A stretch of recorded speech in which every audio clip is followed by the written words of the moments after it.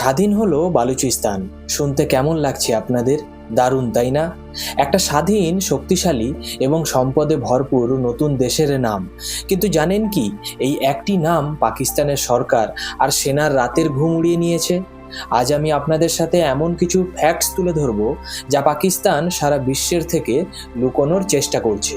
Social মিডিয়ায় বালোচ অ্যাক্টিভিস্টরা খোলাখুলি ঘোষণা করে দিয়েছেন বেলুচিস্তানের 85% এলাকা এখন আর পাকিস্তানের কন্ট্রোলে নেই। সেই এলাকার সুরক্ষা এবং নিয়ন্ত্রণ এখন বালোচ ডিফেন্স ফোর্সের হাতে। শুনতে অবাক লাগছে তো?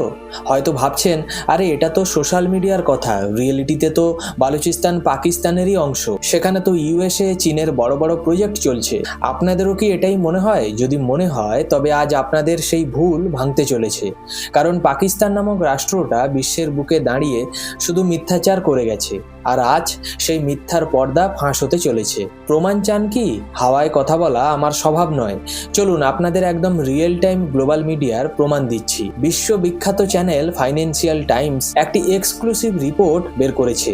এই রিপোর্টটা কোনো সাধারণ খবর নয়, এটা পাকিস্তানের অর্থনীতির বুকে একটা টাইম বোমা। এই রিপোর্টে পরিষ্কার বলা হয়েছে, চীনের যে কোম্পানিগুলো বেলুচিস্তানে কাজ করছিল তারা পাকিস্তানের সরকারকে সোজা আলটিমেটাম বা হুমকি দিয়ে দিয়েছে।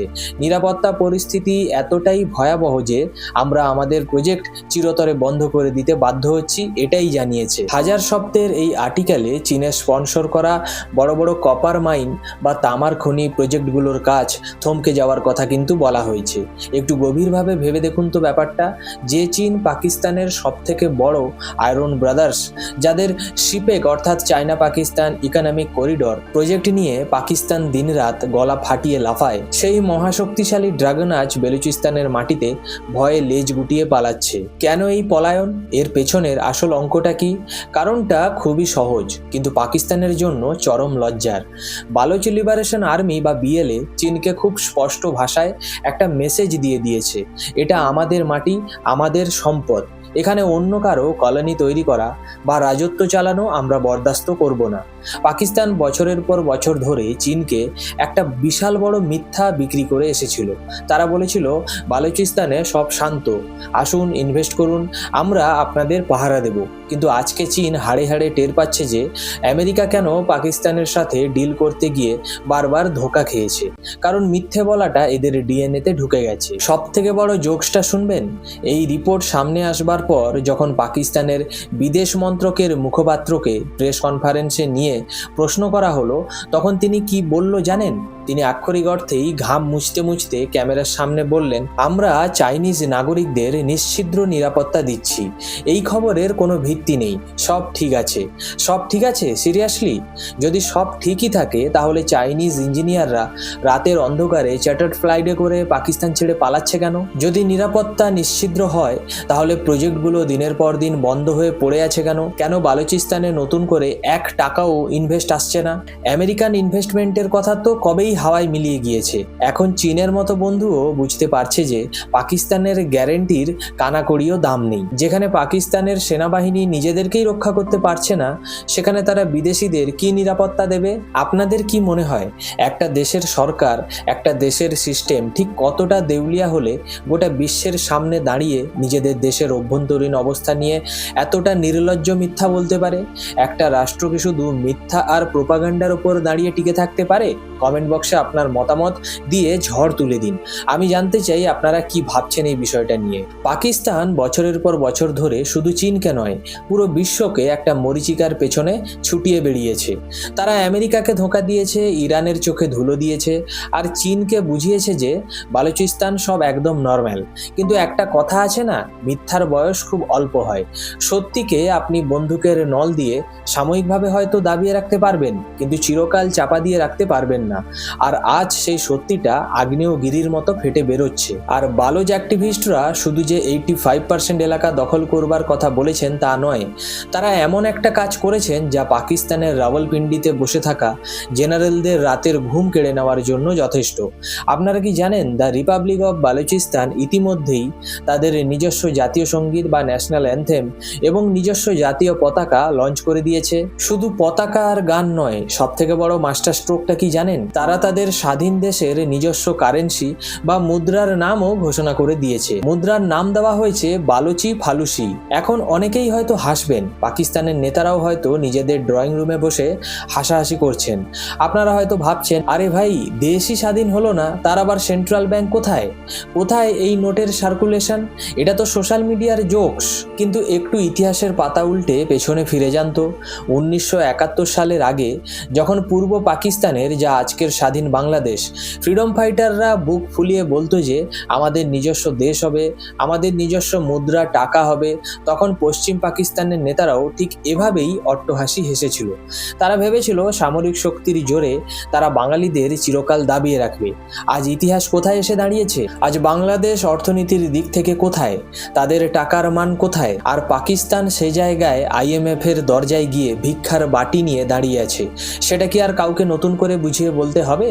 1971 সালে যে ভুল পাকিস্তান করেছিল, আজ বালুচিস্তানে তার হুবহু সেই একই ভুলের পুনরাবৃত্তি করছে। এখন আপনাদের মনে একটা প্রশ্ন আসতে পারে, পাকিস্তান কেন বালুচিস্তানকে এত মরিয়া হয়ে আটকে রাখতে চাইছে? বালুচদের প্রতি তাদের কি কোনো ভালোবাসা আছে? একদমই না।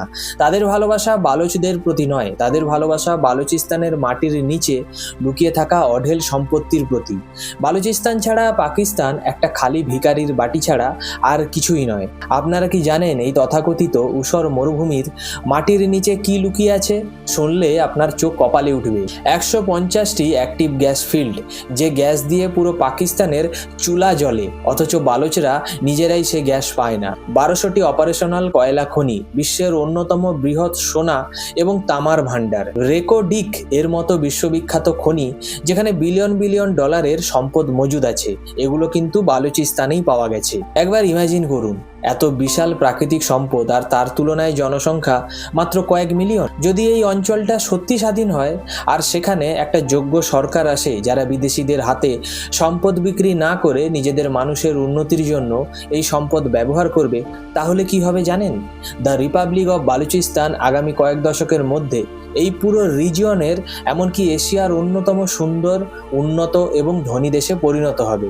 এটা কোনো ফ্যান্টাসি নয়, এটা সলিড ম্যাথমেটিক্স এবং জিওপলিটিক্যাল ফ্যাক্ট। বালুচরা আজ বুঝে গেছে যে তাদের সম্পদ লুট করে ইসলামাবাদ আর রাওয়ালপিন্ডির প্রাসাদ তৈরি হচ্ছে, আর তাই তারা আজ নিজেদের অধিকার ছিনিয়ে নিতে প্রস্তুত হয়েছে, লড়াইতে নেমেছে। আপনাদের কি মনে হয় বালুচিদের এই লড়াই কি শেষ পর্যন্ত সফল হবে? বালুচি ফালুসি কি আগামী দিনে এশিয়ার অন্যতম শক্তিশালী কারেন্সি হিসেবে আত্মপ্রকাশ করতে পারবে? কমেন্ট সেকশনে আপনার মূল্যবান মতামত অবশ্যই জানাবেন। এখন প্রশ্ন হলো, বালুচরা এই বিশাল ভূখণ্ড ধরে রেখেছে কিভাবে? তাদের কাছে তো পাকিস্তানের মতো ফাইটার জেট নেই, অ্যাটাক হেলিকপ্টার নেই, বা বড় বড় মিসাইলও নেই, কিন্তু তাদের কাছে যা আছে সেটা হলো মাটি কামড়ে পড়ে থাকার জেট। রিপোর্ট বলছে তাদের কাছে প্রায় 5 লক্ষ পার্সোনেলের একটা ফোর্স তৈরি হচ্ছে, যেখানে বালুচ মিলিটারি, নেভি, এয়ারফোর্স এবং সিভিল অ্যাডমিনিস্ট্রেশনের লোকেরা একজোট হচ্ছে 2026 সালের মধ্যে পাকিস্তানি সেনাকে পুরোপুরি উৎখাত করবার জন্য। আর এর বদলায় পাকিস্তান সেনা কি করছে জানেন? তারা চরম বর্বরতার পথ বেছে নিয়েছে। সম্প্রতি একটা ঘটনা সামনে এসেছে, 2 নিরীহ বালুচ ভাই যাদের সাথে কোনো জঙ্গি সংগঠনের কোনো যোগাযোগ ছিল না, পাকিস্তানি সেনা তাদের বাড়ি গিয়ে তাদের তুলে নিয়ে যায়। পরিবারের লোকজনকে বলা হয় এরা নাকি BL এর সাথে যুক্ত। তারপর বিনা বিচারে কাস্টাডিতে রেখে ওই 2 ভাইকে নির্মমভাবে হত্যা করা হয়। আপনাদের কাছে আমার একটা সোজা প্রশ্ন, একটা দেশের সেনাবাহিনী কি কখনো নিজেদের নাগরিকদের সাথে এমন আচরণ করতে পারে? যাদের আপনি নিজেদের দেশের নাগরিক বলছেন তাদেরকেই ফেক এনকাউন্টারে মেরে ফেলছেন। এর জবাব পাকিস্তানের কাছে নেই, আর এই অত্যাচারী বালুচদের মনের আগুনকে আরো দাবানলে পরিণত করছে। ইতিহাস নিজেকে বারবার রিপিট করে, আর বালুচিস্তানে যে রাগ, যে ক্ষোভ আমরা দেখতে পাচ্ছি সেটা হুবহু 1971 সালের পূর্ব পাকিস্তানের কথা মনে করিয়ে দিচ্ছে। সেদিন পূর্ব পাকিস্তানে মুক্তিবাহিনীর রাগ এতটাই বেশি ছিল যে যদি ইন্ডিয়ান আর্মি সেখানে না থাকতো তবে বাংলাদেশের সাধারণ মানুষ 93,000 সারেন্ডার করা পাকিস্তানের সেনাকে জ্যান্ত ছিঁড়ে ফেলতো। ইন্ডিয়ান আর্মিকে সেবার পাকিস্তানি সেনাদের প্রাণ বাঁচাতে হয়েছিল। আজ বালুচিস্তানের পরিস্থিতিও ঠিক সেই একই দিকে এগোচ্ছে। বালুচদের রাগ এখন এতটাই চরমে। পাকিস্তানি সেনা এমনিতেই কন্ট্রোল হারাচ্ছে, কিন্তু আসল খেলাটা এখনো বাকি। বাংলাদেশ তৈরিতে ভারতের যেমন একটা নির্ণায়ক ভূমিকা ছিল, অনেকেই মনে করছেন বালুচিস্তানের ক্ষেত্রেও সেই final nail in the coffin বা কফিনের শেষ পেরেকটা ভারতকেই পুঁততে হবে। পাকিস্তান যেভাবে নিজেদের ভেতরেই ভেঙে পড়েছে, তাতে 2026 সালের মধ্যেই বেলুচিস্তান ইস্যুতে একটা বিশাল জিওপলিটিক্যাল ভূমিকম্প আসতে চলেছে। বন্ধুরা, আজকের এই পুরো বিশ্লেষণ থেকে একটা কথা জলের মতো পরিষ্কার: দ্য রিপাবলিক অফ বেলুচিস্তানের জন্ম এখন আর কোনো সম্ভাবনা নয়, এটা একটা অনিবার্য বাস্তবতা। এটা 1 মাস পর হতে পারে, 1 বছর পর হতে পারে, বা 3 বছর পর, কিন্তু বালুচিস্তান পাকিস্তানের হাত থেকে চিরতরে মুক্ত হবেই। পাকিস্তান তাদের মিথ্যাচার, সন্ত্রাসবাদ আর নিজেদের নাগরিকদের ওপর করা অত্যাচারের ফল হাতে নাতে পেতে শুরু করেছে। চীনের পলায়ন, বালুচদের নতুন জাতীয় সঙ্গীত আর 85% জমির নিয়ন্ত্রণ, এগুলো তো শুধু ট্রেলার, পিকচার আভি বাকি হ্যায়। আপনাদের কি মনে হয়, ভারত কি আগামী দিনে বালুচিস্তান ইস্যুতে সরাসরি কোনো পদক্ষেপ নেবে, নাকি পাকিস্তান নিজের ভারেই নিজেই ধ্বংস হয়ে যাবে? নিচের কমেন্ট বক্সে আপনার মতামত অবশ্যই জানাবেন, কারণ আপনার মতামত আমার কাছে ভীষণ গুরুত্বপূর্ণ। ভিডিওটি ইনফরমেটিভ এবং রিয়েলিস্টিক মনে হলে এখনই একটা লাইক করুন, আর জিওপলিটিক্সের এমন সব এক্সক্লুসিভ অ্যানালাইসিস পেতে আমার চ্যানেলটিকে অবশ্যই সাবস্ক্রাইব করে বেল আইকনটি প্রেস করতে ভুলবেন না। যারা ফেসবুকে দেখছেন তারা আমার চ্যানেলটিকে ফলো করবেন, না হলে পরবর্তীকালে আমার চ্যানেলটি হয়তো খুঁজে পাবেন না। সবাই ভালো থাকবেন, সচেতন থাকবেন। জয় হিন্দ, বন্দে মাতরম।